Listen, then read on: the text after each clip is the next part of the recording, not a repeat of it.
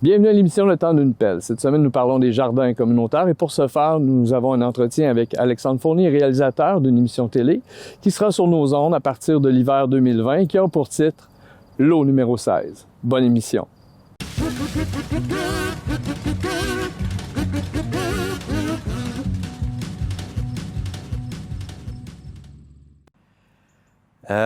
L'idée de faire une émission sur les initiatives en agriculture urbaine, c'est arrivé au courant de l'hiver, je crois. C'est ça, ça fait 1 an que je suis à la télé communautaire. Et puis, je savais que j'avais un été qui s'en venait qui allait pas être très, très rempli. Fait que je me suis dit que de faire de quoi sur des jardins communautaires, ça allait pouvoir justement mettre l'été à contribution, puis dans le fond me permettre d'aller filmer pendant cette période-là, qui est souvent beaucoup plus tranquille ici. Mais aussi le fait que l'agriculture urbaine, c'est un sujet qui m'intéresse beaucoup et puis qui, selon moi, ne va que... que se multiplier, que les initiatives vont fleurir de partout parce que, inévitablement, ça va être un besoin qui va être à combler parce qu'on est de plus en plus d'humains, on est de plus en plus concentrés dans des zones urbaines. Donc, il y a des endroits qui devront être mis à contribution pour faire pousser des choses, pour nourrir ce monde-là. Entre autres, les devantures de maison pourraient être mises à contribution, certains parcs même, ou juste tout ce qui est des endroits gazonnés même, comme par exemple dans l'émission, on fait quand même une certaine place pour les incroyables comestibles. Les incroyables comestibles qui est un mouvement international, mais qui est très, très bien représenté ici. Et puis, différents espaces ont prêté juste des petites parcelles pour pouvoir mettre des bacs, pour pouvoir mettre des plantes comestibles, comme par exemple une église à côté d'une école primaire ou secondaire, je sais plus trop. Il y avait comme une espèce d'entrée asphaltée qui servait à rien. Fait qu'ils ont dit, mettez vos bacs là, ça sert à rien cet espace-là. Fait que on va mettre cet espace-là en commun, puis vous allez pouvoir vous en servir. En fait, je trouve que la température a été très clémente cet été. Moi, je m'attendais... En fait, j'envisageais le scénario catastrophe parce que on sait que la température peut être capricieuse. Et puis, juste l'été d'avant, il y a eu des bonnes sécheresses. Donc, je me disais, qu'est-ce qui se passe dans le temps qui fait canicule, sécheresse, qui fait chaud, tout le kit? Il pleuvait aux 2-3 jours. Fait qu'il n'y a pas eu ça qui est arrivé. Donc, mon scénario catastrophe ne s'est pas réalisé. À contrario, par exemple, les gens de Warwick, qui sont aussi partie intégrante de l'émission, eux font un projet scolaire avec les jeunes de l'école L'Eau-Vive. Puis eux, au courant du mois d'août, je crois, ils se sont fait dévaliser une partie de leur récolte. Donc, ça, c'était pas prévu. Mais je suis pas surpris que ça soit arrivé, en fait. Parce que je me disais, des espaces publics comme ça, comme ici, il y a eu une tentative de cambriolage à un moment donné à Victo. Il n'y a rien eu de ça parce que peut-être que les gens s'attendaient à trouver quelque chose, mais c'est des outils de jardinage qu'il y a ici. Là. Il n'y a pas grand-chose de grande valeur. C'est sûr que pour eux, c'est dommage parce que c'était il y avait une idée pour ça, pour montrer aux jeunes, justement, la récolte, ça se passe comment, puis quoi faire avec ces produits, ces fruits et légumes-là.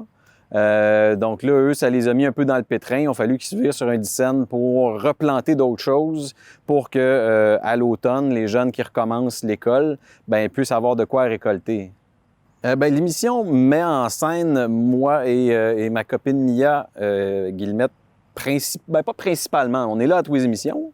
Donc, c'est à peu près nous les protagonistes principaux parce que c'est la première fois qu'on jardine de cette manière-là avec un lot comme ça. Donc, on se met en scène parce que on voulait faire beaucoup d'essais, beaucoup d'expérimentations. Il y en a qui ont fonctionné, il y en a d'autres qui ont moins fonctionné. Mais en général, moi, j'y ai pris vraiment goût, en fait, juste à jardiner. C'est super le fun. Tu passes un beau moment, tu profites du plein air, tu profites de la nature. Puis après ça, ben tu manges le fruit de ton labeur. Fait que c'est vraiment comment dire, le meilleur de toutes les situations. Puis en bout de ligne, c'est sûr que les légumes sont prêts plus vers la fin août, début septembre.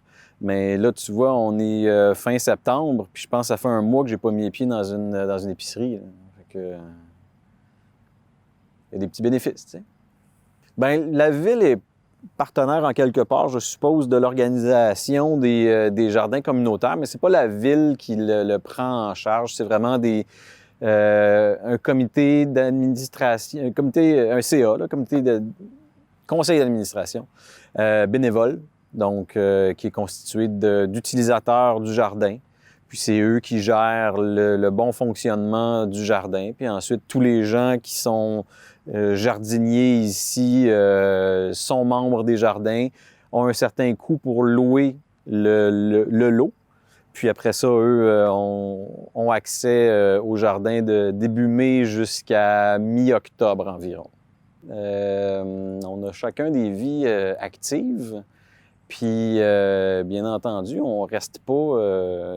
tu sais, c'est pas mon voisin, le jardin communautaire. Là. Moi, je suis un peu plus loin. Fait qu'il faut vraiment que je me dise, OK, ben là, moi, c'est 15 minutes à pied pour me rendre.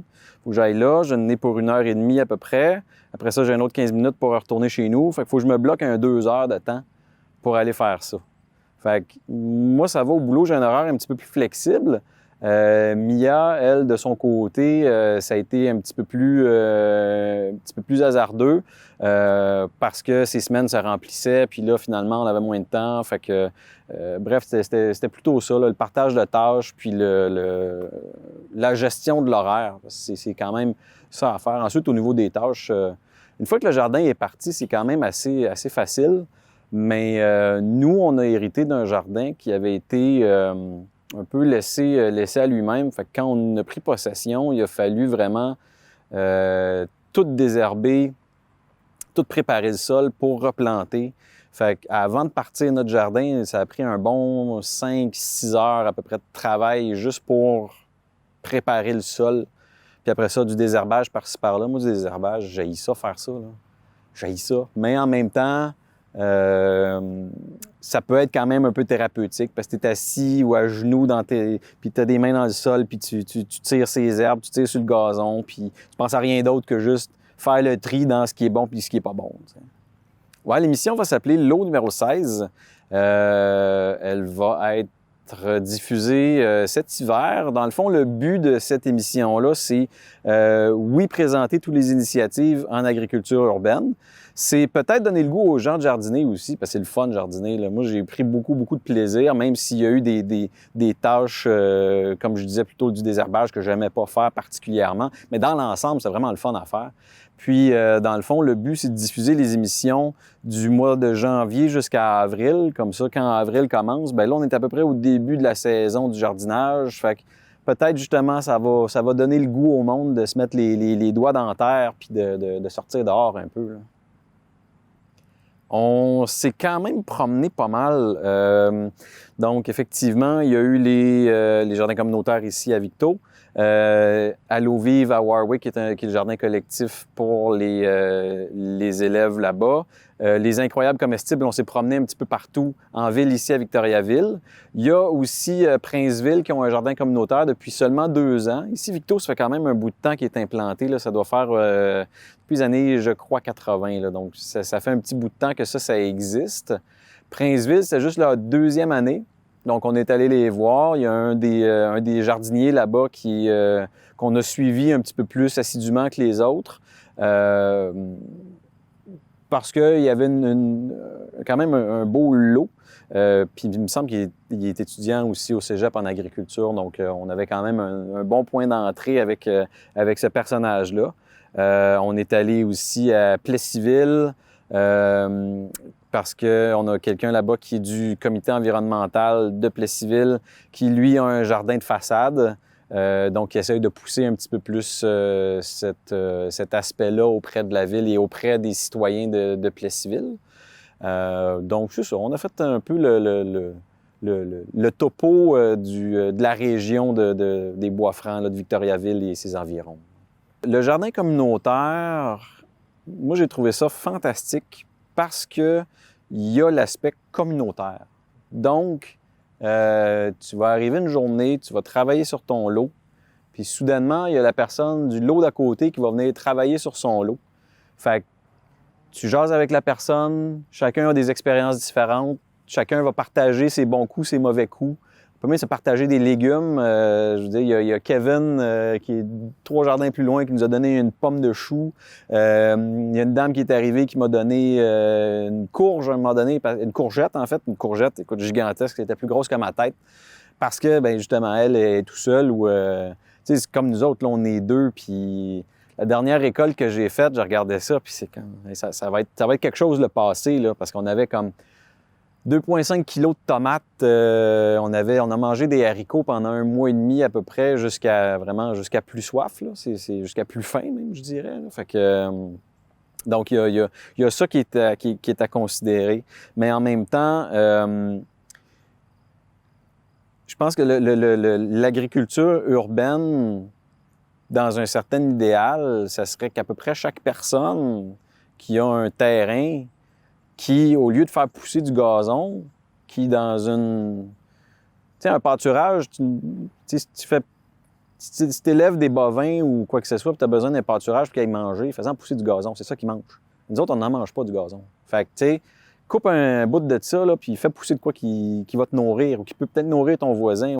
Ça serait ça dans l'idéal, puis que ça soit à portée de main, puis que ça soit frais, que ça soit de saison. Ça vient teinter vraiment l'alimentation au complet. Ici, tu vois, au jardin, il n'y a aucun intrant chimique. C'est que du bio. Puis ça, c'est comme enchâssé dans les statuts et règlements. Tu peux pas mettre ni de pesticides, ni d'engrais chimiques. Donc, tout ce qui rentre ici, les semences, ça, tu n'as pas vraiment le contrôle là-dessus. Mais tout ce qui rentre ici, comme additif, c'est du bio. Comme ça, ici, de la ciboulette. Nous autres, quand on est arrivé à notre lot, il y avait une petite talle de ciboulette, puis il y avait un groseillier. Des groseilliers, j'ai jamais mangé ça auparavant. Là, j'ai un arbre. OK, qu'est-ce que je fais avec des groseilles? Puis quand je l'ai récolté, encore une fois, ça tournait autour du 2,4 kilos. Comme les 2,4 kilos de groseilles, j'ai jamais mangé ça. Qu'est-ce que je fais?